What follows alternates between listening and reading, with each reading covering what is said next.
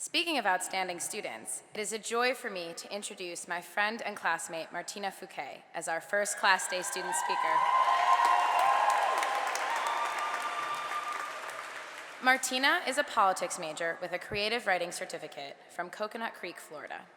While at Princeton, she thoroughly enjoyed rummaging through your bag while you entered and exited Marquand Library. As a politics major, she has mastered the art of saying, "But is it statistically significant?" In all seriousness, Martina is a powerful wordsmith who leaves her audiences laughing, reflecting, and hoping she'll sign your copy of her novel whenever it comes out. Please welcome Martina.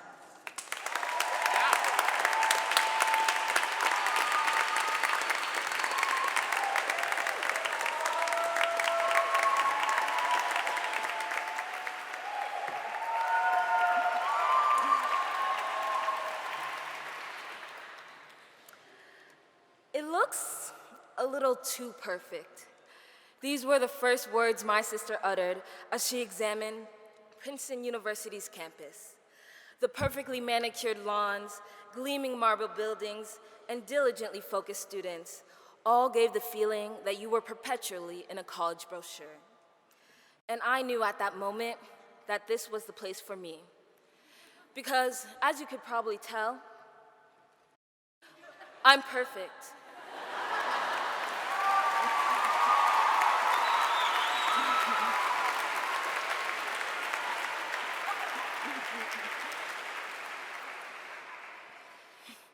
When I came to Princeton, I brought what I thought to be my most perfect self to match Princeton's perfect landscape. After some time, however, I began to realize that the seemingly simple functionality of the campus's facilities were used for less than perfect activities. For example, you know the wide variety of dishes available at Frisk for lunch and dinner? It's also a great sobering mechanism for students stumbling from the street at 2 a.m. on a Thursday night. Of course, this is just something that I've heard because I personally don't stay up past midnight.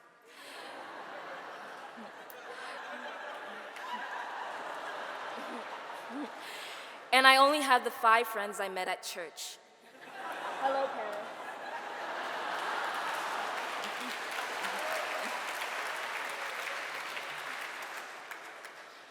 I also learned that the trash cans in Campbell served as an additional toilet for some of its residents.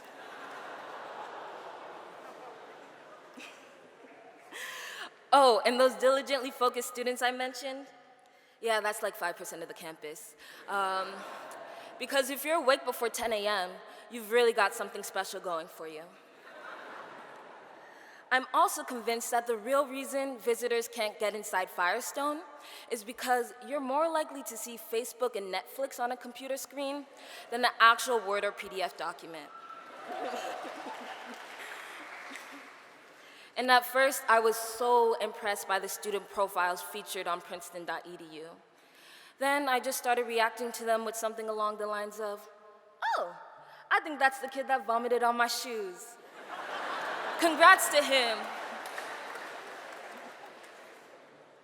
Over the past 4 years, I've learned that Princeton is anything but perfect, and that in and of itself is a part of its beauty. Imperfections lend us the ability to realize the humanness of a place. And as you could tell by this packed room, Princeton is full of many humans from many different places. And Princeton recently has taken on the burden of being in the service of all humanity.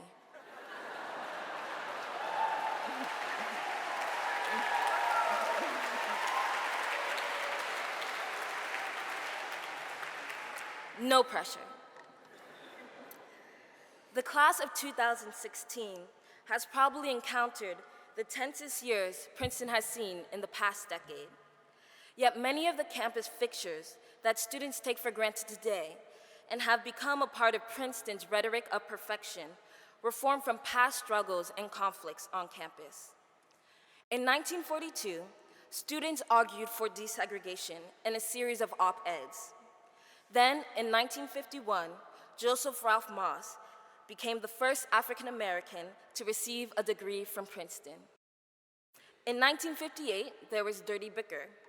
It was named so because despite an agreement that guaranteed 100% acceptance into eating clubs for all students, 23 students were denied access, 15 of which were Jewish. Students struggled with the administration to create a viable alternative to eating clubs. And so Wilson Lodge was created, forming the foundations of our current residential college system. In 1968, Carl A. Fields became the first African American to serve as a dean of an Ivy League institution. And Susan Keller became the first tenured female professor at the university. 80% of the audience just learned who Carl A. Field and Keller Centers were named after.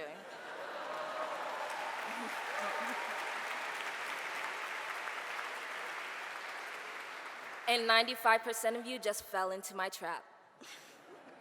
The Keller Center is actually named after Dennis Keller from the class of 1963 and his wife, Constance.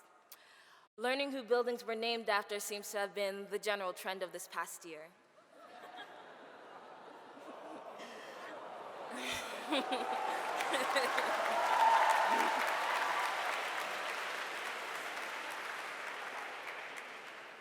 Subsequently, in 1969, Princeton voted to accept women into the student body. Then in 1979, Sally Frank filed a lawsuit against the eating clubs, finally allowing people of all gender identities to answer the questions we really came to Princeton to learn. Like, who do you think is the hottest person in this club? Again, this is just something that I've heard, but actually I've never bickered and I'm not in an eating club. In 1994, the Center for Jewish Life was open, finally allowing engineers to walk a mere 30 minutes through the dark forest to get a meal in between classes. In 2005, the LGBT Center was launched, and in 2015, the African American Studies Department became a concentration after hard work from the members of the department and a series of protests by the BJL.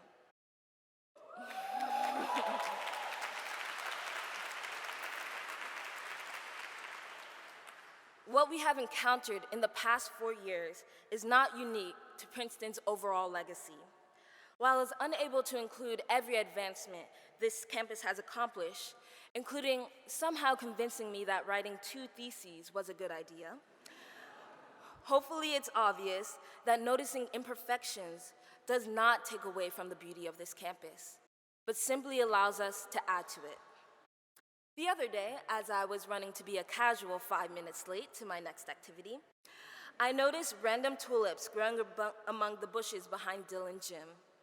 I stopped because I was wonderfully excited by the red and white petals that peeked between the otherwise well-trimmed green bushes.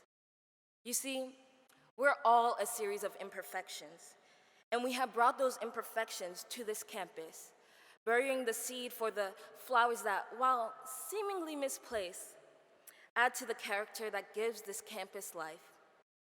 Like how all the typos in my theses added to my arguments. Hello, thesis advisors. As we leave Princeton, I hope we continue to learn every day how to make our imperfections beautiful. Thank you.